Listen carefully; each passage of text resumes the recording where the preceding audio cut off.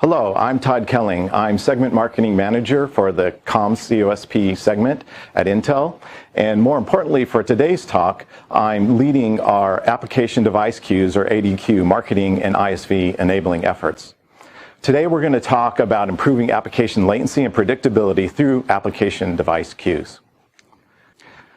The problem that we're trying to solve is one that's faced by many service providers today, and that is that they really have to balance both the business and the technical needs to hit their business objectives. They need application response predictability, but also network agility and scalability. And the challenge in doing this, as elucidated very well in an early paper by two Google fellows, is achieving predictability at scale. And what that means is that as you add more and more servers to a system setup, the response time is going to be limited by that slower server. So if you just have one server, that server may do fine on its own. But as you add more and more, you're going to be limited by the slowest one in the chain. And that's what's termed the tail latency, and leads to this infatuation with what's called the nines, getting 99% predictability, 99.9% and on up, the number of nines that you can achieve to make sure that that last one is not slowing down everybody else. So this is a challenge that every application, in application response times, that every system in the cloud or data center faces at system scale. This is the challenge we set up to help solve with the Intel Ethernet 800 series and application device queues, or ADQ. ADQ is an open technology. It's based on enhancements to the Linux kernel, version 4.19 or later, and it's designed to improve application-specific queuing and steering. And it does this by aligning threads for your key applications to specific queues. Now, a good way to understand this and look at this is traffic on the highway, is like our Ethernet networking traffic.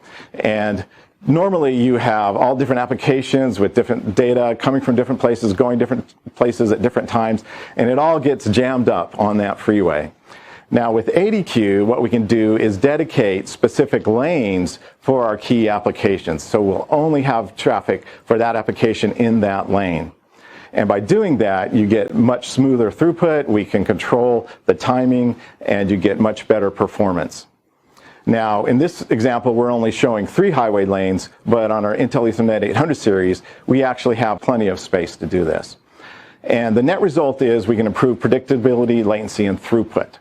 Now, what do those terms mean? Well, let's start on the right. So by throughput, that's really how much data you can cram through the pipe, or how many cars can go through this highway. Latency is if the application sends a request, what's the turnaround time for when it will receive a response? And then predictability is the variation in that response time, also termed as the jitter. And so it's that variation that creates this tail latency and limits the number of servers we can throw at a problem.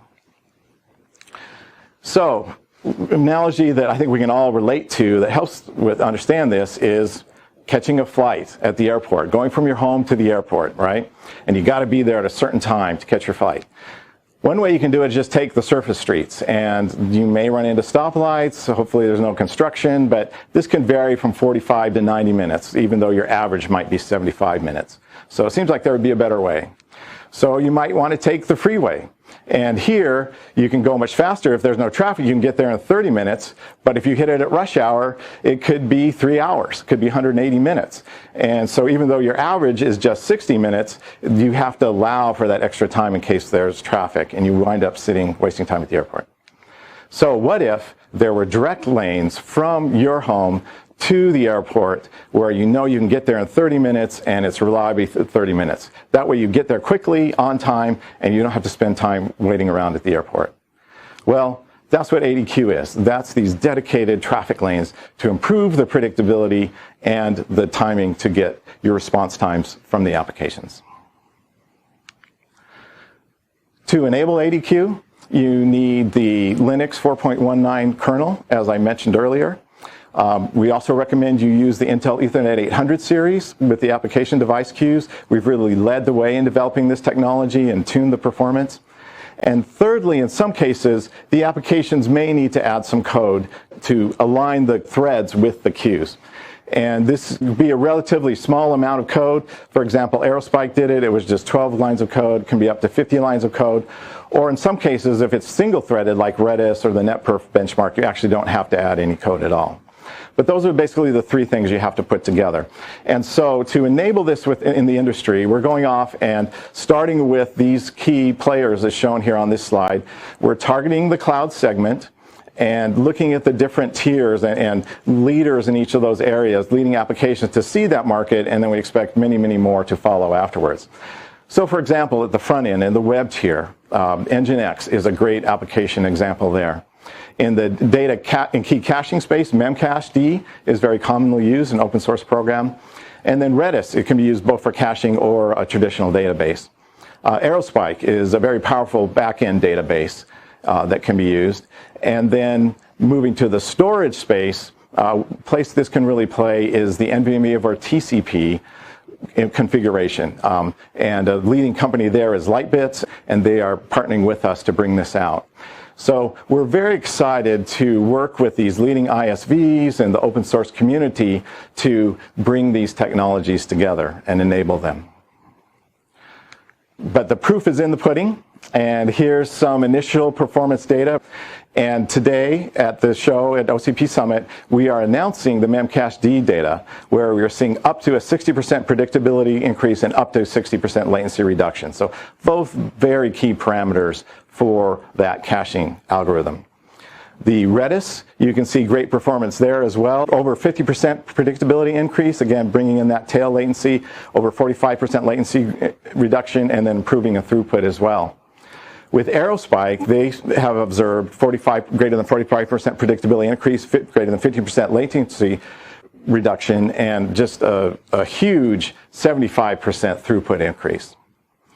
On the storage side, many people today would consider using RDMA, that's remote direct memory access, and that bypasses the kernel and the host CPU to go direct to memory as it implies. And while that can give you good performance, it's a little more challenging to implement. It doesn't scale as well.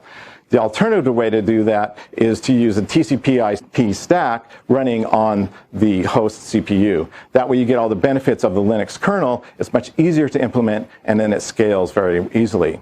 Now, the problem with that approach, though, has been that the performance isn't as good as the RDMA. By adding ADQ acceleration to the NVMe or TCP, we can bring that latency or improve that performance by as much to 40%. So it's not quite as fast as the RDMA solutions, I wouldn't go that far, but it's getting it very close. And so now customers have an equal trade-off there, whether you want the higher performance that takes a little more effort, or you want an easier to implement solution that's very scalable, gives customers the options. So again, these are just the initial applications that we're enabling. We're going to see more and more of these come out in the future. So to summarize, this is just a quick introduction to ADQ. If you'd like to learn any more about these different applications we've talked about, you can check the resources here. You can also find out more on the Intel Ethernet 800 series network adapters. They are in production now with select customers today with broad availability in Q3 20. And you can also learn more about Memcached at the intel.com Ethernet address shown here. So thank you for your time, and we look forward to working with all of you to enable this exciting new technology across the industry.